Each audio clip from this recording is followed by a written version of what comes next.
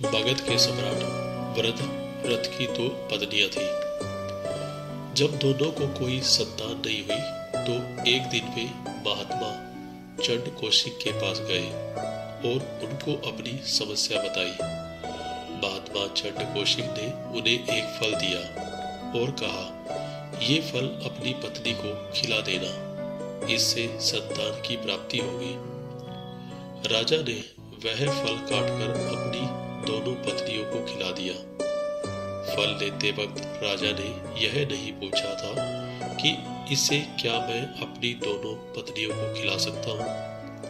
फल को खाने के बाद दोनों पत्नियां गर्भवती हो गई, लेकिन जब गर्भ से शिशु निकला तो वह आधा आधा था, अर्थात आधा पहली रानी के गर्भ से और दूसरा दूसरी रानी के गर्भ से। दोनों रानियों ने घबरा कर उस शिशु के दोनों जीवित टुकड़ों को बाहर फेंकवा दिया। उसी दौरान वहां से एक राक्षसी का गुजरना हुआ। जब उसने जीवित शिशु के दो टुकड़ों को देखा तो उसने अपनी माया से उन दोनों टुकड़ों को आपस में जोड़ दिया और वह शिशु एक हो गया। एक होते ही वह शिशु दहाड़े मार मार कर रोने लगा। उसके रोने की आवाज सुनकर दोनों रानियां बाहर निकली और उस बालक और राक्षसी को देखकर आश्चर्य में पड़ गई। एक ने उसे गोद में ले लिया। तभी राजा वृत्ररथ भी वहां आ गए। उन्होंने वहां खड़ी राक्षसी से उसका परिचय पूछा। राक्षसी ने राजा को सारा किस्सा बता दिया। उस राक्षसी का नाम जरा था। राजा ने बहुत खुश हुए और उन्होंने उस बालक का नाम जरासंध रख दिया, क्योंकि उसे जरा नाम की राक्षसी ने जोड़ा था। जरासंध की खासियत यह थी कि वह युद्ध में मरता नहीं था। उसे अक्सर मलय युद्ध या द्वंद्व युद्ध लड़ने का शौक था। उसके राज्य में कई अखाड़े थे। वह श्री कृष्ण का कट्टर शत्रु था। श्री कृष्ण ने जरासंध का वध करने की योजना बनाई। योजना के अनुसार भगवान श्री कृष्ण, भीम और अर्जुन ब्राह्मण वेश में जरासंध के पास पहुंच गए और उसे कुश्ती के लिए ललकारा। लेकिन जरासंध समझ गया कि ये ब्राह्मण नहीं है। तब श्री कृष्ण ने अपना वास्तविक परिचय दिया। कुछ सोचकर अंत में जरासंध ने भीम से कुश्ती लड़ने का निश्चय किया। अखाड़े में राजा जरासंध और भीम युद्ध कार्तिक कृष्ण प्रतिभा के 13वें दिन से लगातार चलता रहा।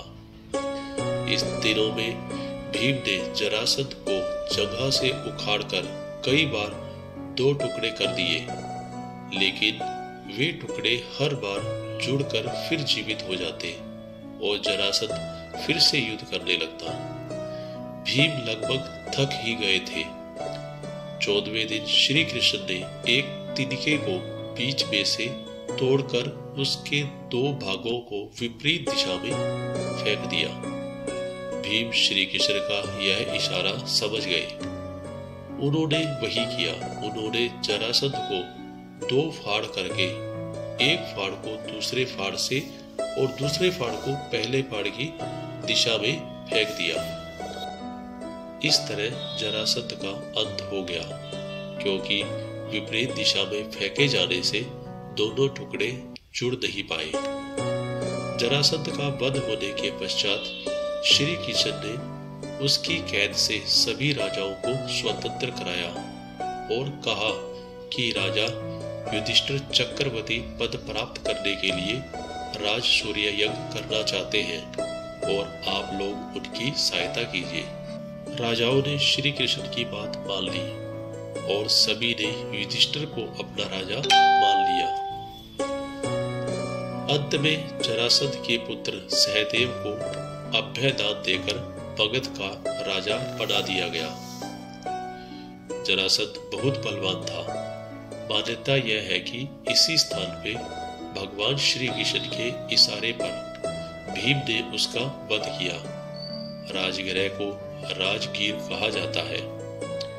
रामायण के अनुसार ब्रह्मा के चौथे पुत्र वसु ने गिरि वज्र नाम के इस नगर की स्थापना की। बाद में कुरुक्षेत्र के युद्ध से पहले भरतरथ ने इस पर अपना कब्जा कर लिया। भरतरथ अपनी शूरता के लिए मशहूर था। भगवान कृष्ण का मामा था कंस। कंस का ससुर था जरासंध। कंस के वध के बाद भगवान श्री कृष्ण को सबसे ज्यादा यदि किसी ने परेशान किया तो वह था जरासंध। कंस ने उसकी 2 पुत्रियां अस्ति और प्राप्ति से विवाह किया था। जरासंध का मित्र था काल्यवान। जरासंध ने काल्यवान के साथ मिलकर मथुरा पर हमला कर दिया। तब श्री कृष्ण की युक्ति से यह तय हुआ कि सेना आपस में नहीं लड़ेगी और हम दोनों ही लड़कर फैसला कर लेंगे। काल्यवान ने यह शर्त मान ली, क्योंकि वह जानता था कि मैं शिव के वरदान के कारण अमर हूँ। जब वह श्री कृष्ण को मारने के लिए लपका तो श्री कृष्ण मैदान छोड़कर भागने लगे। काल्यवान भी उनके पीछे भागा। अंत में श्री कृष्ण एक गुफा में चले गए। काल्यवान भी गुफा में घुसा, लेकिन उसने वहां एक व्यक्ति को सोए हुए देखा तो उसने समझा कि वे श्री कृष्ण हैं और जो बहाना बनाकर सो रहे हैं। तब उसने सोए हुए व्यक्ति को लात मारकर उठाने का प्रयास किया। वह व्यक्ति मुचुकुंद था, जिसको कि कलयुग के अंत तक सोने का वरदान मिला था और इस बीच में उसे जो भी उठाएगा वह उनकी क्रोध अग्नि से मारा जाएगा। मुचुकुंद ने जब आंख खोली तो सामने काल्यवान खड़ा था। मुचुकुंद ने जब उसकी ओर देखा तो वह भस्म हो गया। आशा करता हूँ यह कहानी आपको पसंद आई होगी। इस वीडियो को शेयर, लाइक और सब्सक्राइब जरूर करें। वीडियो को अंत तक देखने के लिए धन्यवाद।